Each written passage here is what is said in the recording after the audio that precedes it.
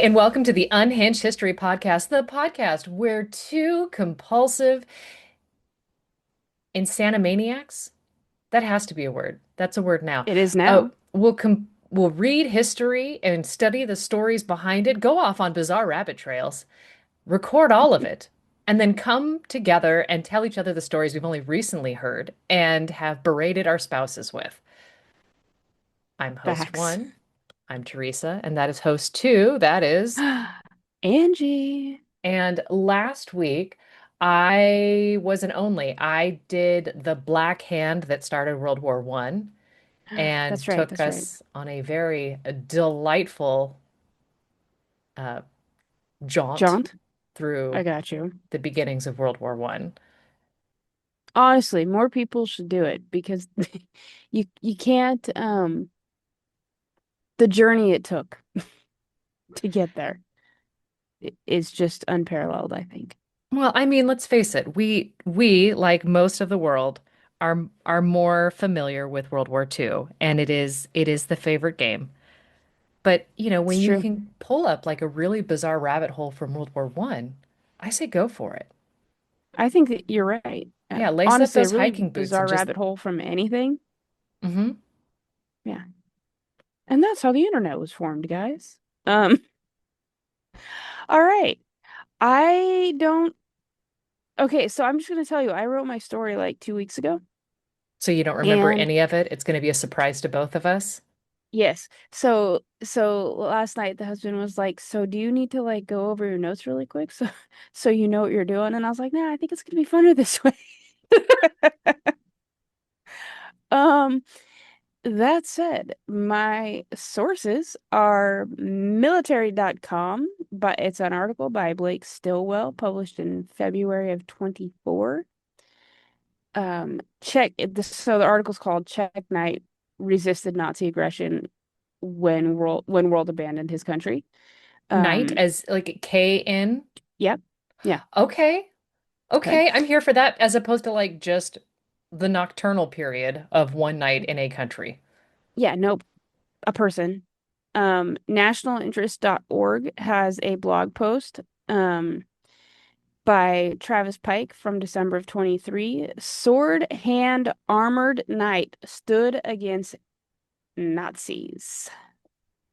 A really fun source called husheduphistory.com has a great article on it, and then War History Online, because can we not do a single story without bringing up world war history online? It I doesn't feel think right. I think it's a split, right? If we don't bring them up, we need to bring up the Park Service and or mention syphilis. There's our syphilis mention. Cheers. And there we are. All right. So Did you literally say mm, cheers and then take a I swig? I did, but it's of Wow. an energy drink, so I don't think it counts. Yeah. I There mean, you go, look, live Alessandro. your truth. I'm not, Um, you know, lots of us are leaving the bottles these days. only because it's 8 o'clock in the morning, Teresa. Not everyone follows that A monic or lot that of us that are, could rule. that be today's title? A lot of us are leaving the bottle these days. I mean, on it, we'll see what happens. There could be That another gym it that pops before up. noon roll.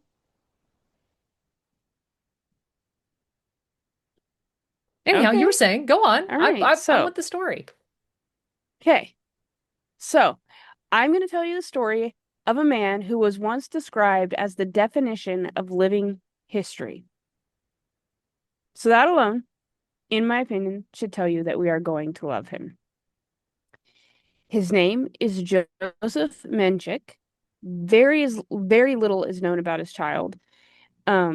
In fact, Childhood or very little child? statistical data, period. Like we know little about his Child, did I offspring. not say I thought you said childhood? just child. Very little is known about his No, child. we know little well, that too. No. Maybe I cut out. Very little is known about his childhood. Like, in fact, not much is known about him, period, before 1938. He was an incredibly private human being. Some sources suggest that he was the oldest of four children and was born in an apartment in the local castle. This castle was in Bomerwald area, which this area of the world was what was then Czechoslovakia. It's this super mountainous region. Today, it would straddle modern day Germany and the Czech Republic. So it's like a little border town, right? Okay. What we do understand is that his family was descended from a small noble family that dates all the way back to the Holy Roman Empire. It's believed that he was married to a woman called Emma Menchakova, and that they may have had at least two children. But remember, he was incredibly private with his details. So there's not a ton right now that is 100% verifiable as far as like we don't have like a birth record, that sort of thing. What we do know is that he was a historian, a counselor, an adventurer who loved rum and anchovies. That is an Gross. odd combination. Agreed. The sweet of the In rum, the salt of the anchovies. you know, I guess we all love our chips and salsa. Maybe it's the same thing for him. I don't know, but in 1911 he did the thing that we absolutely dream of. He purchases a 13th century Gothic fortress, Yeah, I dream right? of having the ability to do that. Exactly. Now, this is in the Czech town of Dobers. Hopefully, I am pronouncing all of these words right. I tried very hard to like phonetically spell them so they would make sense. Now, at some point, this fortress in the 1700s, the local nobility added a Baroque style wing onto the older part of the castle, and then that sort of fell into disrepair. It would eventually become a house for the poor, and then a granary, and then in 1838, it was turned into a school. However, sadly, in 1911, both the school and the fortress burned down, and it was set to be demoed when our friend Joseph stepped in. And he sets out to kind of renovate the castle, bring it back to its glory, right? Like his vision is of the high Middle Ages. He wants to put it back to the era it was built, much the same that we want to fix every Victorian house we've ever seen and put it back to Victorian, right? Oh yeah, Like, yeah, right? exactly. Okay, so he does this, and then he fills it with all sorts of antiquities and little oddities, as all great gentlemen are wont to do. And while on a trip to France, he purchases a full suit of armor, to drive home that noble knight life. He would appear at the markets and like local fairs mounted on his trusty steed in full armor. Like this was his jam. Wow, I bet his wife was a very understanding woman or eclectic in her own right. I think should have to be. I'm here for it. Like if my husband decided that he was gonna just head down to the market to pick up milk on horseback dressed as a knight or a cowboy for that matter, I'd be like, good for you, buddy. But Just see, figure I out how to get think the a milk knight would home. require a bit more Effort? assistance because it's gonna be like, Yeah. no, honey, you need to cinch it up tighter in the back. No, no, that needs to be tighter. Tighten the breastplate. I can't reach. Yeah. The cod It's piece kind needs of to the be image tight. I Use a had. different cod piece. That one, it's not as accentuating. That one's not as accentuating. Yeah. Um, it it seems like it goes without saying, but the neighbors and the other locals, they adore this man. The sources all say that he treated everyone with kindness and respect, was always willing to lend a hand or a gauntlet. They said he was a man of genuine character. At a local tavern that he frequented, he enjoyed socializing with everyone, and at the end of every visit, his ritual was to swallow a whole herringbone, which he then drank with a good glass of rum and shouted menacingly at things. What is a herringbone? Like literal bone of fish? I think so. That was the way I understood it. Okay. Yeah. We're unclear what he was shouting at, but the others didn't seem to mind. The local children adored him and loved listening to his stories. You know, Um, I'm going to Go interrupt. ahead. This sounds like the neighbor who has the Tyrannosaurus skeleton statue in his front In the yard front year yard. round and decorates it for every event. You're not wrong. I agree. Yeah, always has the good candy at Halloween. Yeah. So one of the reasons I love him is his home. is a living museum for the kids. He was an expert on Bohemian history and was always happy to educate those who were curious. So he kind of exemplifies this living history and was seemingly part educator and part performer. Taking it to the hilt, his home had no modern convenience, no electricity, no plumbing, nothing. But what it lacked in modern, it had what I would call oodles and ambiance. The halls were always lit with candles and torches, and one account says that he did have a moat around his castle, but because he was keen to share it with everyone, he filled the moat with alligator sculptures. Oh. Like, I have a moat, but it's not scary, I promise. They're just wood. There are some that say, like, in the modern thought, that he could be compared to Don Quixote. I don't really think that's the case at all. He was very aware of his time and his place, but he just loved history so much, and he kind of did the whimsical thing that most people would shun and chose to live that way. For him, chivalry wasn't dead, and for his neighbors, for it seems that like living as this man, for him, he was known as the last knight or the Knight of Strakonice. So he took on this role of the knight of his people because to him, chivalry wasn't dead, and we still had access to all the great stories of like Arthur and his men, right? And he felt like if he wanted that back in the world, he would have to live it back in the world. So that's what he did. Um, his greatest act of chivalry would come in 1938. Um, I know that I feel like I've personally been stuck in World War II for like, oh, I don't know, months, and I'd like to offer up my sincerest apologies for this, but I'm not going to because it wouldn't be genuine. Um, and I have more in the coming weeks, so here we are. That said, when the German war machine, the Wehrmacht, begins rolling its way across the border to seize the area that his home is in, um, okay, it's got to be said. It's not just a single bit of land, but rather areas along the border of Czechoslovakia and Germany that they're filled with native German speakers. And after the Ausschluss, which was the incorporation of Austria into Hitler's growing Nazi empire, the Germans set their eyes on these German-speaking areas of Czechoslovakia, and they're willing to wage war for it. Now, our guy's home is, of course, sort of right in the middle of this, and at the time was part of Bohemia. And when Hitler's like kind of eyeing the map, he demands this area. So let's zoom out real quick and sort of place this situation on the map and in the timeline of the war. By September of 38, Germany had begun what's called a low intensity conflict with the Czechs, which seems strange. A low intensity conflict. Their claim is that ethnic Germans were being opposed and killed in Czechoslovakia.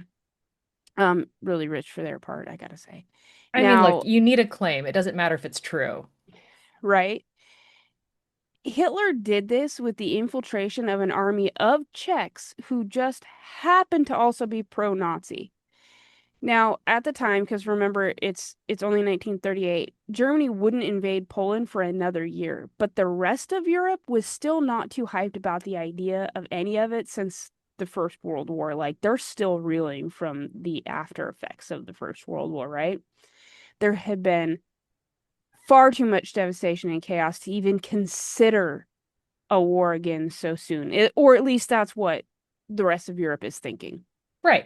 Well, So, and World War One felt so improbable. right, They called it the exactly. Great War because it was like th this was the end all be all. We're done. We've had the killing. We're over it now. Right. Like, we're never going to do this again. That's insane, right? Exactly.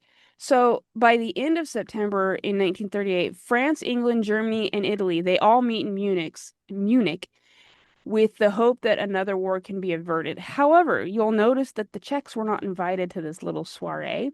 And as such, the offer was made to, quote, appease Hitler with giving up the Czech student land to Germany. So, this area where Josef Mencik lives. So just to confirm my understanding, we're gonna hold a conference. We're gonna invite everybody. but Billy. And we're going to offer Hitler Billy's territory Billy. because Billy, we didn't Yes. invite Billy. So Right. we're all in agreement. Billy can die. Bye. Yeah. That is exactly what happened. And like I said, this is the stretch of land where our friend Joseph lives. So while Czechoslovakia is not invited to the party, they're still forced to accept this offer. So things are not like people are not happy about this situation, and rightly so, Yeah. right? I can't But imagine a single person who would be, except for Hitler. Hitler would be obviously thrilled, Hitler elated. would be happy, right? But I'm just thinking like I can only imagine that France, Germany, or France, England, Britain, and Italy are like, excuse me, are thinking to themselves, well, if we just have to give up this little bit of land, it's okay. We'll be fine. Like we'll avert a disaster, but they're not even considering the fact that like people live in this land. Well, it's the policy Like, of appeasement. It's the right. slippery slope that, Which, right, which is 100% what they were doing. And, I don't think it could have worked out any different, but we didn't know that in 1938. yeah. Right now, as we know, it wouldn't take long for the whole of the country and then Hungary and Poland to be absorbed into Germany by 1939. Czechoslovakia, as they knew it, is no longer. Now, you can imagine that German tanks rolling in the October of 38 didn't sit well with anyone, at least not the Czechs anyway. The rest of the world doesn't seem to notice. Not only that, but they saw these peace talks and the agreement made on their behalf in Munich as quite the betrayal. Yeah. And so very few citizens go out to meet their new overlords when they roll through. Um, they're not about it. But that's not the style of our friend Mencik, right? Like, what part of this story up to now makes you think he sat quietly at home sipping tea doing needlepoint? This is a guy that rides to the market in full armor, Right. right? He believes So, in open carry. it, yes. So, as the column of tanks roars across the border and into this region called Busnia, which this is where the tanks they come up with a site. It's the site of a lone knight, the last knight in full medieval armor, mounted on his horse with every intent to stop these tanks in their tracks. Now, It's giving Tiananmen Square. yes, that is exactly what I thought. According to military.com, quote, the last knight stood opposed to Nazi aggression against his home country. He reportedly charged the column with a sword and halberd. What's wild is that you would have thought that the Nazis would have gunned him down or like just rode over him, but they didn't. They actually stopped. And I think they were probably stupefied for a second. But You then know they what? do press That makes on, sense. Honestly. right? Like I'd be like, kind of is there something in the air? happy? Does anybody, I don't smell burnt toast, but is anybody else smelling something a little strange? I'm gonna smile. Is my face symmetrical? Yeah. Is anybody else seeing this? Am I Sir? hallucinating? Yeah. They're all a little like, hmm. But eventually they do press on, and he is eventually forced to stand down and move aside. Whether they thought he was just crazy or they pitied him, no one really knows why, or really knows. But honestly, even though no one knows why he did it because he believed it was the right thing to do, because a symbol is nothing if not powerful. He stood against the Nazi ideals and tyranny, and he lived his life by a code of conduct not seen since the chivalrous knights, with ideals akin to that of Arthur's Gawain and Tristan, and he would see his homeland liberated in May of 1945, but just 6 months later he would die. Oh, Now, what I think is really interesting, because it talks about how, like, warhistoryonline.com says Menchik never likely believed he could actually prevent the Germans from invading Czechoslovakia. He was, however, successful in preventing his castle from being overrun. While he was I regarded think as a the non lack of electricity prevented it from being overrun. I think they walked in, saw all the candle wax, and went, "We're good. It's Honestly, fine. we've we've got batteries in the Humvee. We're gonna." We're gonna set up We're camp good. somewhere else. Right. So while he was regarded as a non-issue by the Germans, the fact remains that he was never defeated by them. After World War I, Czechoslovakia's borders are reconstituted, and the German-speaking inhabitants of what was once his region were expelled from the Czech lands. Today, the region is predominantly filled with Czechs. His home has been taken over by their Restoration Association, which works to rebuild structures that might have otherwise been lost to history, much like their eccentric owners. What's interesting to me is that sources have been deemed, like on his life, have been deemed unreliable, and some believe that the information would reveal his ancestry, is concealed in archives that protect those who were involved in World War II. And I find that last little bit super compelling because up to this point, up to 1938, the only thing that's really known about this guy is that he fills his home with eccentricities. Eccentricities? Holy cow, thank you. And lives amongst his people as this noble knight. So that being said, why are the archives sealed on his family? Like, what actually happened? We don't know. But neither here nor there, because this man had the balls to stand up to a German tank line on his horse in full armor, and that's the story of Josef Mencik. Could you imagine you're having an army invade and your husband puts on a motorcycle helmet and gets on a bicycle and wanders in front of a line of tanks? How would you manage this? I would check on his life insurance policy. Just like be on the phone with him. Yeah, just, hey, no reason, but are we up to date? Like just checking. Does it cover accidental death? I thought so. Okay, what about murder? No, I'm not going to do it. No, no, no, no, I'm Just not but paying it's for it. actually not me this time.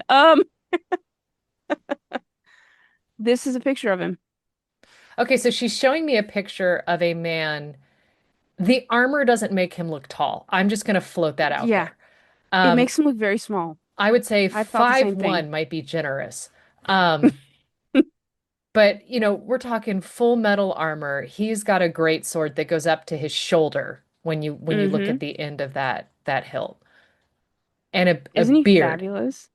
He Yes, looks he looks like a Renaissance garden gnome. he does. I wish these pictures weren't so grainy, but this is him on his horse, just like going through the market. Yeah. Yeah. I absolutely I strive to be Joseph Mencik when I am old enough to purchase my own castle. So I guess in my life it would be my husband calling the life insurance.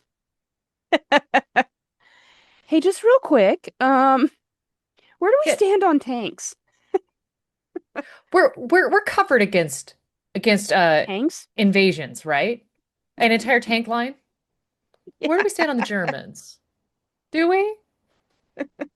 Do we have a position on this? So yeah, that's my delightful story. I have been waiting weeks to tell you. I just adore this man. Like, could you I keep thinking about how he was obviously so giving to the local children and then like running to each other's doors, be like, Joseph's standing outside in the tank line. Do you want to watch? Yeah. Get the kickball. We've got better things to do. Yeah. There you go. Well, I'm here for it, and I'm going to dramatically shift I this would event. expect nothing less. I know. Um, I'm going to tell you about what is called the Blue House incident or the Blue House raid. I can't say I've ever heard those words in a sentence together. Yep. My sources, NK News, The Big Hunt, when North Korean agents almost killed South Korea's president. The podcast Lions Led by Donkeys, episode 137, The Shelmito Mutiny, YouTube videos, The Korean Foreigner, he's got three of them. Korean Foreigner, USS Pueblo, the ship that inadvertently prevented a second Korean War. Shelmito, Unit 124's attempted assassination of South Korean president. And Shelmito, a movie review and historical breakdown. Okay. Okay. So we're obviously going to Asia for this one. No, Um, I did not see that coming. right? I mean, surprise, surprise. Now, real quick, do you know what the Blue House is? No, I can't Okay, say that I do. so much like we have the White House, they have the Blue House. Okay, And it's not blue. It is a White House with beautiful ornate blue tiles. okay, Okay. It's in the middle of Seoul, okay, and that is where their president lives. okay. Okay. Um, and I feel like you need that. I needed that context, and it didn't come for me too quickly. And so I will give that to you early. Um, Thank you. so the Korean War ends July 1953, and there's decade of peace in quotation marks between North and South. Now, obviously, we have troops that are stationed on the DMZ. They're the American troops that are stationed side by side with, I'm going to call them ROK troops. ROK Okay. being an acronym for Republic of Korea. Honestly, it makes them sound so cool. Doesn't it? Um, I imagine them all as K-pop singers. I mean, you The should. hair. You should. I mean, when I kept hearing rock, rock, rock, it took me too long to recognize that was an acronym. And so it was like they were all Dwayne Johnson for one paragraph. And then, so I kind of had too much fun mentally with this. But Love starting this. late 1966, there's some tensions that are starting to mount on the Korean Peninsula. Now, to situate ourselves in history, we're in the middle of the Vietnam War. Oh, okay. So now it's like you can see the convergence of a couple of things happening. Kim Il-sung, the leader of North Korea at this time, he's really influenced by what is happening in Vietnam because Vietnam for him is another divided country and he's watching them fight to unify. North Korea is thinking, gosh, if we could continue to put pressure, then maybe, like we could help North Korea or North Vietnam unify and perhaps this could be a great blueprint that we could follow to unify our country. Okay. So So the Communist Party of Vietnam's strategy was to actively support the anti-regime forces and the guerrillas that are operating in South Vietnam. Okay. So they're stirring up dissent in the South, and then they're also kind of trying to supply stuff to North. This feels right. Okay. Okay. Now he's kind of thinking, Kim Il-sung, he's thinking, gosh, we should probably start our own guerrilla movement in South Korea. And then maybe we'll have North Korean special forces take over some remote hamlets, gradually transform them into guerrilla bases, and then we'll pervert the system from within and then we'll flood them from the south or from the north, which Okay. it feels like a strong play. Like I could see this working. It feels like the CIA is involved. The KCIA comes up later, but they're South Korea. Okay. Now, Pyongyang, which is a very butchered way to say the capital of North Korea, they're Right. also planning to disrupt the functioning South Korean government by delivering a massive blow to the major command center of the South Korean puppet regime. So That was a ba sentence. they want to take out President Park. And Kim Il-sung thinks of President Park, president of South Korea, as this rival of his. And if Okay. he can just knock over the king of the chessboard, then Honestly. he's going to win, right? So this is what he Right. wants to do. So in 66, Sung establishes Unit 124. This is an elite special force unit. They begin preparations for a coming operation. Okay. Now, they end up creating a model of the Blue House, which is where the South America or the South Korean president lives. So are we talking like a 1/16th model or No, no, like no, full size. okay, that was the visual I needed. Yeah, Okay. so full size training center, and they had to hide it so that spy planes couldn't see it. That was gonna be my next question. How are we, I don't know, camouflaging this? And I don't fully know how they were camouflaging it because there's not a ton of there's sources on this, but there's not a ton of sources on this, Right. okay? But either way, They build a replica of this. They have the special elite force train through this so that they understand how to get to it. They don't Right. have a Okay. ton of information on what is what inside, but I think they have enough to try to get a working version. Okay. Like a basic blueprint, as it Yeah. were. So Okay. you may not know where all the bathrooms are located, but you'll understand the rough gist. Right. Okay. So it's like going and looking at the mall map. Maybe? Yeah. Okay. So the group The consists of bathrooms by the pretzel stand.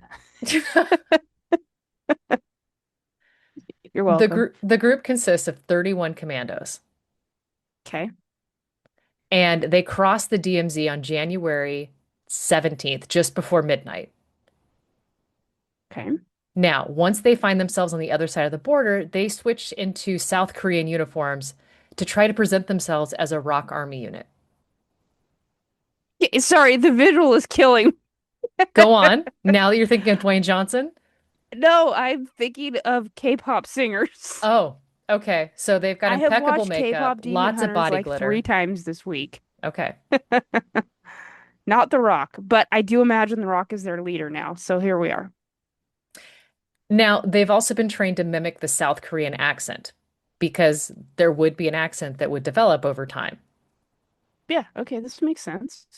And they've also tried to adopt many words that are unique to South Korean as well, because many Western words in South Korean, like elevator or ice cream, we see this in Japanese as well, are said with a Korean accent. So they just in Japanese it'd be araveta, ice cream. Korean is going to be a little bit different. Whereas in North Right, that makes Korea, sense. they avoid Western words altogether. So elevator is something that translates to like up down machine. Okay, love this. I will And never not call an elevator the up-down machine. you're welcome. But either way, there's little things like that where they have to remember to say the right word or it's going to be a dead giveaway. Okay, Just like got if it. somebody came up to you and said, "Hey, where's the up down machine?" You would kind of look at them like they've got an eye in the middle of their forehead, or be like, "Oh, actually, I remember this episode of Unhinged History, so you're looking for the elevator right this way, you infiltrator." Yeah, I was just gonna say I'm not thinking the elevator's over here. I'm thinking, what are you doing? Yeah. What are you doing, bub? Okay, now we have to remember this is in the middle of winter in Korea. And I did a quick Google search and I was like, what was the weather like on January 17th, 1966? And they're like, well, it was probably within a high of 22, a low of 11 Fahrenheit. Okay, Um, get your mittens. it's hazy and lightly snowing, probably. Okay, So we don't have exact numbers, but it's within the normal South Korean, North Korean winter. Miserable it's is what I'm cold. hearing. It's snowing. Yeah, or cold enough to be snowing. Yeah, Yeah. Okay. it freezing, well below freezing. And that's the Yeah. high. So their boogers are frozen. And Unit 124 hoped to reach Seoul unnoticed. And they're going through these sparsely populated forests on Mount Bakan. I said that wrong. Bakan? Anyhow, I butchered it. My apologies. Um, Now, on January 19th, around 2 p.m., they encounter a group of four woodcutters that are brothers, and they're all in their 20s. Okay, I can't see this going well. Now, their instructions are to kill witnesses like this on the spot. Four woodcutting brothers sounds like somebody you actually don't want to come up against. But there's 31 of them, 31 to 4. Okay. You've got more weapons than blades. Granted, they have blades, Are there bears in Korea? probably. That's what I'm thinking. There's no bears in Okay. the story, though. Oh, okay. Now, these commandos, they're a little idealistic, right? They were recruited because they wanted to be. Now, they're Just volunteered. believing Okay. that they are fighting on behalf of these South Koreans. Like, this is the common man. We are fighting for the common man. If we win and we reunify our country, then this is our brother. Okay, but we're also told to kill witnesses. So there's a little bit of tension here. Now, they end up deliberating and they even take a vote and they decide to set the woodcutters free. I love this for them. Okay. But they decide to lecture them first on the benefits of communism. Because if we win, we want you to understand why we're doing this. We're doing this for you. You will be grateful for this. Okay. Got it. Now, they're warned that they're going to be killed along with their families if they report what they see. But Okay. you've gotten the idea, the crash course in why we're doing what we're doing, and we're doing it for you, and we're going to kill you and your family if you step out of line. So don't, Because we and we really don't love want you. to. Right. This would hurt me more than it would hurt you. That's what I was just thinking. Okay. Because you'll be dead. Right. And we'll live with this pain for the rest of our lives. Yeah, got it. Now, after the release, the woodcutters rush to the police stations and report a large group of armed North Koreans within the vicinity of Seoul. Okay. Because they're probably 30 miles from Seoul at this point. Okay. Now, the woodcutter's tale is met with suspicion, and the forces aren't really put on high alert. Seems like a terrible move on their part. To be fair, a couple of young men rush into your backwoods police station and say that there's a group of commandos. They've got no mention, like they have no evidence that this happened. It's just, hey, this happened. And for all you know, these woodcutters are rabble rousers. I don't know anything about these people. So you might My have, curiosity would want to see the commandos. I but would have to go if they can't investigate. prove, it's like Pixar didn't happen. Okay. And they didn't kill you. They lectured you on the benefits of communism. All right. Put down the bottle of What were y'all soju and go smoking back out home. there? Yeah. So that's kind of Okay. what it sounds like, right? Now, they do pass the information on. They're like, well, okay, but they do share it. Now, the concept of a large group of commandos clad in rock army uniforms wandering near Seoul isn't considerably out of the question. Now, one of the woodcutters, I think it was a woodcutter, said one of the insignia on the rock uniforms was upside down, which seemed to be kind of a, this may not be one of our Hell. guys. Yeah. Yeah, maybe we understand which way the patch goes. It's up. Yeah. So, meanwhile, the commandos continue advancing toward Seoul. They're sleeping Okay. during the day, they're marching at night. They're doing their best to remain hidden. They're marching in winter, In Korea, where it's 10 carrying degrees all of their outside. gear because you can't exactly stop by Costco, pick up rations. Right. That's unfortunate. Now, occasionally they encounter police and military personnel as they approach Seoul, but nobody shows much interest in what they see as a small rock military unit. Okay. So they're blending in. They look the part. Even though their insignias are upside down. Not everybody seems to have caught that. Honestly, a quick Google search could have told them. Right. Yeah. In 66, of course. Um, Now it's January 21st, so they've been in the country 5 days. Okay.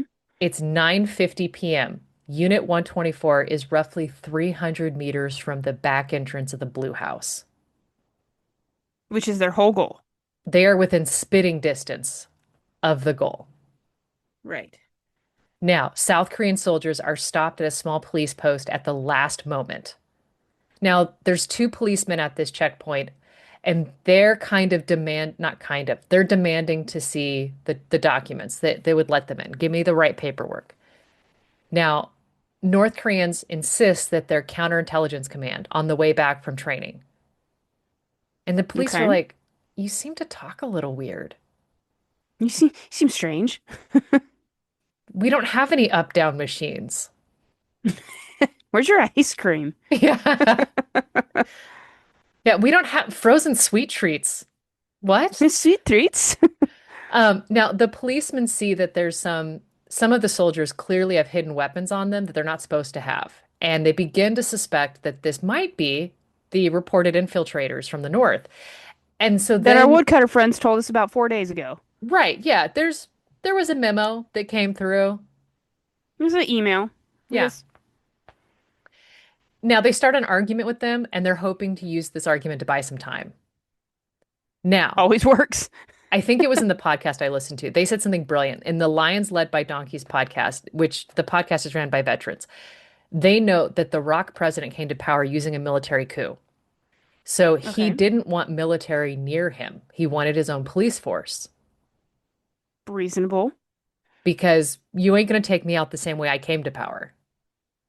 Okay. So This these works. uniformed men at 10 o'clock at night are in the wrong spot. Oh, that's unfortunate.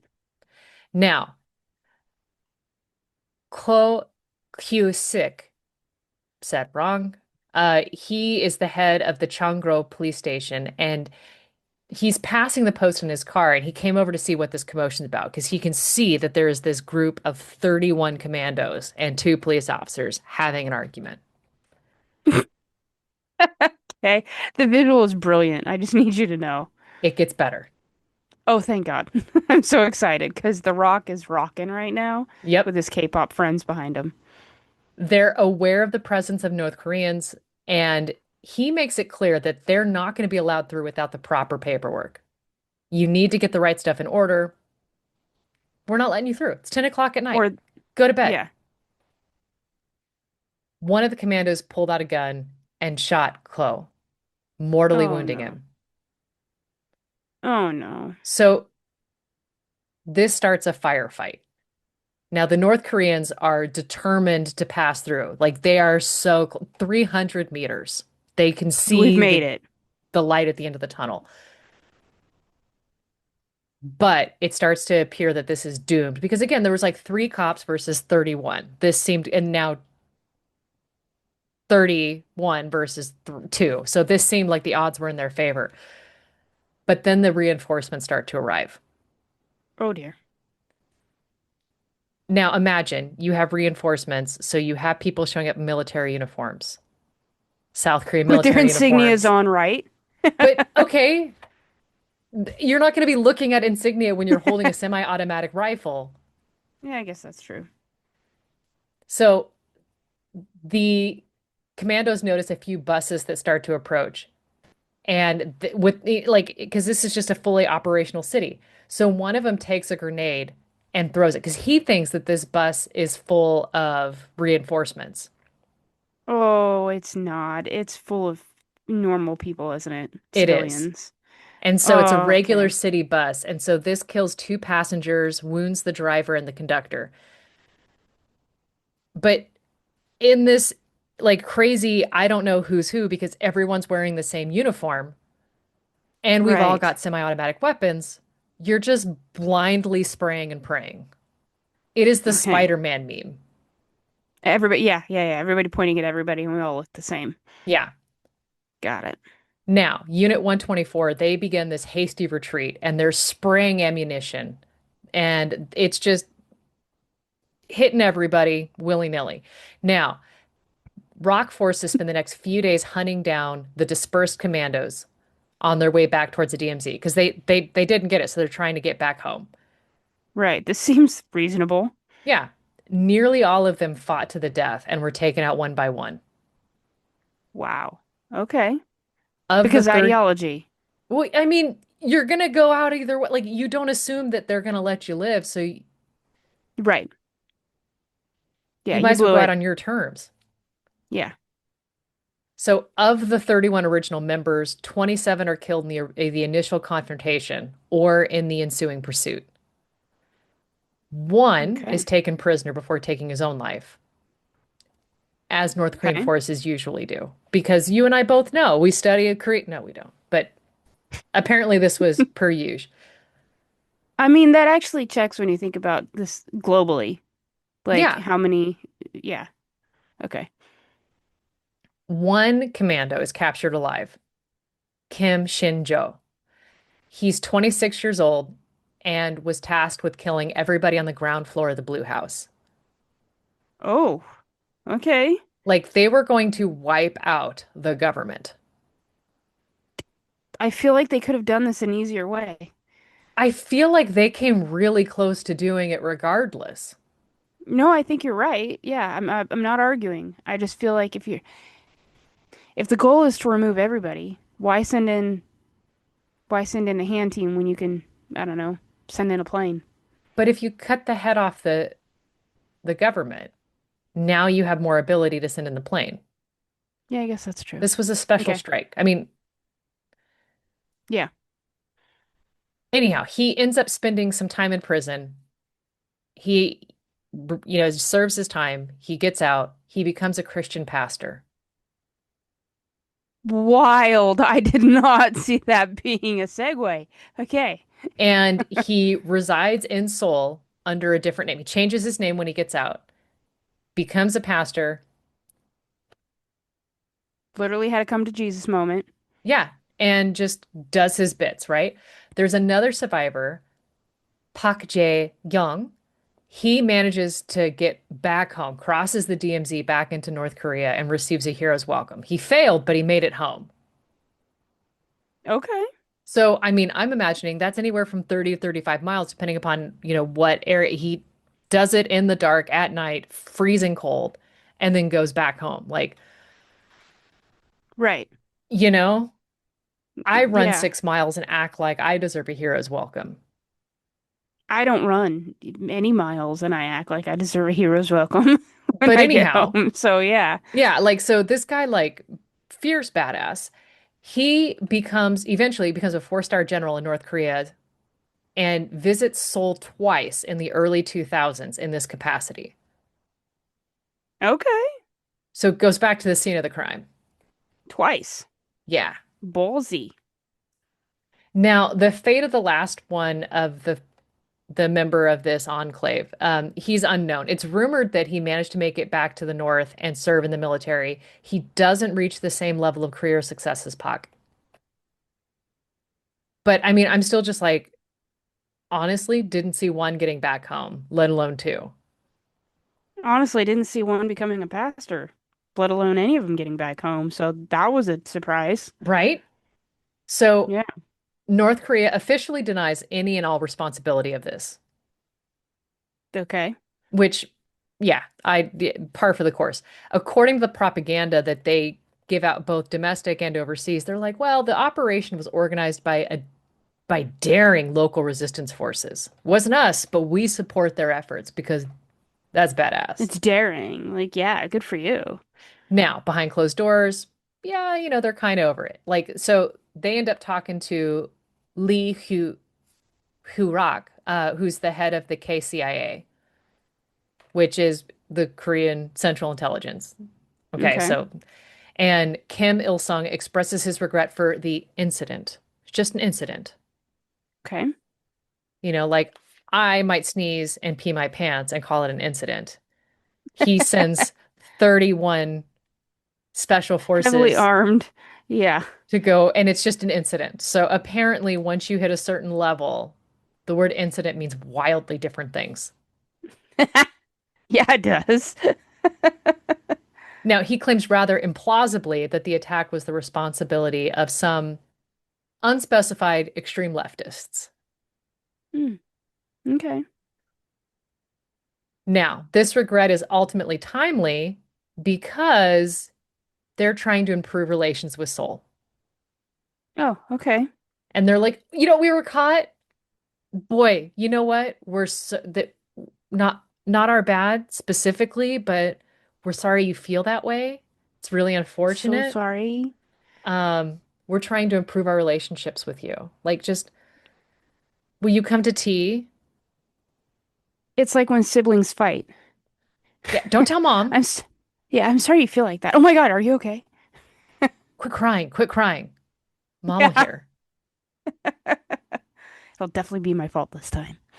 But that is the Blue House incident. Um, I don't know what to make of that. I was gonna say that was delightful. But I feel like for the people on the bus, it wasn't. No. And Um, that Wild. I'll go with wild. That was wild. that Let's do it story again. was suggested by listener Ryan, who Okay. said that it was a delightful romp, and it will segue nicely into next week's story, Love that. which was not suggested by him, but damn well should have been because They're buddies for there is a surezies. part two, and it is one of those like, I'm sorry. What? Did you, What? could you say that again real quick? I just Yeah. didn't catch it. Oh, that was fun. Okay. I gotta tell you, I'm a big fan of commando stories, period. Like, yeah, big fan. Yeah. Thank you for that. My absolute pleasure. And if you're I re thinking, what in the hell are they going to tell us next week? We don't know. Well, actually, I think we both know what we're going to do next week, even though we haven't told the other one. But rate, Mhm. review, subscribe. Send this to your favorite would be a great commando. And on that Love note, it. goodbye. Bye.